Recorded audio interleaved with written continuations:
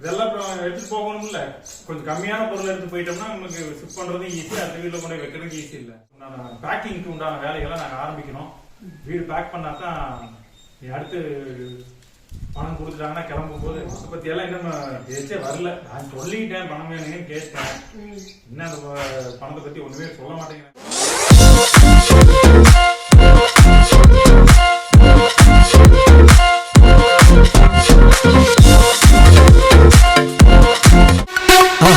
மறக்காம சர்ப்ரைஸ் பண்ணுங்க.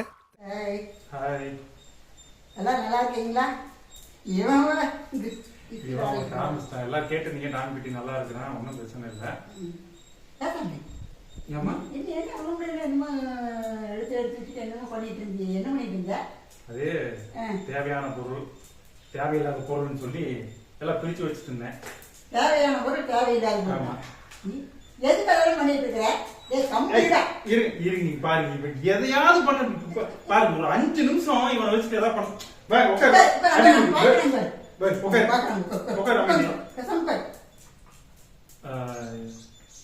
எதுக்குன்னா வீட்டுல தேவையில்லாத பொருள் நிறைய இருக்குது.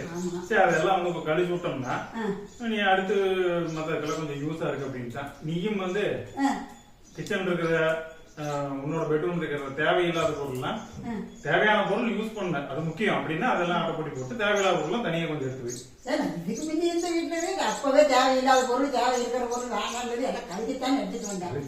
இங்க வந்து மறுபடியும் தேவையில்லாத பொருள் இருக்குது, இன்னுமே இருக்குது. சரி, இதெல்லாம் ஏற்று இப்ப சொல்றேன். வேற வீடு ஷிஃப்ட் பண்ணோம்னா அப்புறம் இதெல்லாம் அப்புறம் எடுத்துட்டு போகணும்ல. கொஞ்சம் கம்மியான பொருள் எடுத்து போயிட்டோம்னா நமக்கு ஷிஃப்ட் பண்றதும் ஈஸி, அடுத்த வீட்டுல கொண்டு வைக்கிறதுக்கு ஈஸி இல்ல. பணம் கொடுத்துட்டாங்க? ஏமா இல்லமா, பணமெல்லாம் இல்ல. எப்படி இருந்தாலும் எப்ப இருந்தாலும் போறதுல, அதனால எடுத்து ரெடி பண்ணி வச்சுக்கலாம் அப்படிங்கிற.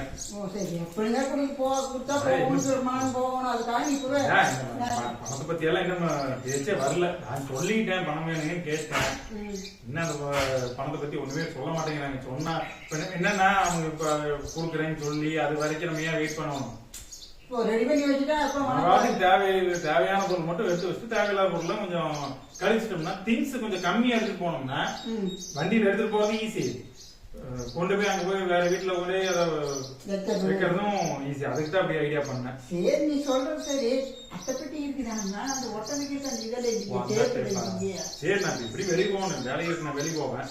போனா நம்ம வரும்போது அதை வாங்கிட்டு வந்து விட்டுறேன். சரி, நீங்க தேவையில்லாத பொருள் எல்லாம் நம்மளுக்கு தேவையில்லாத பொருள் எல்லாம் கொடுத்த வேண்டியதானே? விட்டு போட்டலாம்ல. அதுவும் கரெக்ட் தான். ஏன்னா இப்போ எங்களுக்கு தேவையில்லை, அது யூஸ் ஆகுதுன்னு வாங்கிக்கலாம். யாருக்கும் தேவை இருக்கும். அது மாதிரி நிறைய பொருள் இருக்கு. சொன்ன மாதிரி மீன் தொட்டி வேற கிடக்கு, சும்மா தான் கிடக்குது. மீன் தொட்டியே சும்மா தான் கிடக்குது. அது வேணா சேல் இருக்குங்க. ஒவ்வொரு அடுத்தடுத்து வர ஒவ்வொரு வீடியோலையும் எங்களுக்கு என்னென்ன பொருள்லாம் நம்ம சேல் பண்றோம், எங்களுக்கு யூஸ் ஆகாத பொருள் சொல்றோம். யாருக்காவது அது தேவை இருந்துச்சுன்னா நீங்க வாங்கிக்கலாம்.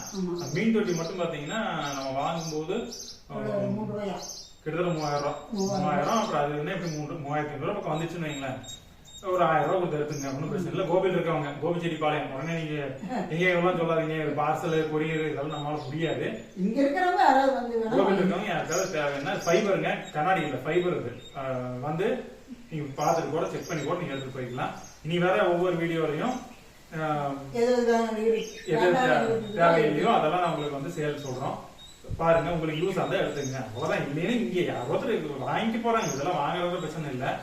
மேக்சிமம் எல்லா பொருளையும் கழிச்சுட்டு நீ அடுத்து வீடு ஷிஃப்ட் பண்றதுக்கு உண்டான பேக்கிங்க்கு உண்டான வேலைகளை நாங்க ஆரம்பிக்கணும். வீடு பேக் பண்ணாதான் நீ அடுத்து பணம் கொடுத்துட்டாங்கன்னா கிளம்பும் போது டக்குன்னு கிளம்பும். வேலையே வேண்டாம், இனிமே பொறுமையா கிளம்பணும். சரிங்க, எடுத்து வச்சு சரிங்க. நம்ம எல்லாம் பேக் பண்ண ஆரம்பிச்சிடலாம். மறுபடியும் நம்ம அடுத்த வீடியோல பார்க்கலாம். பாய்.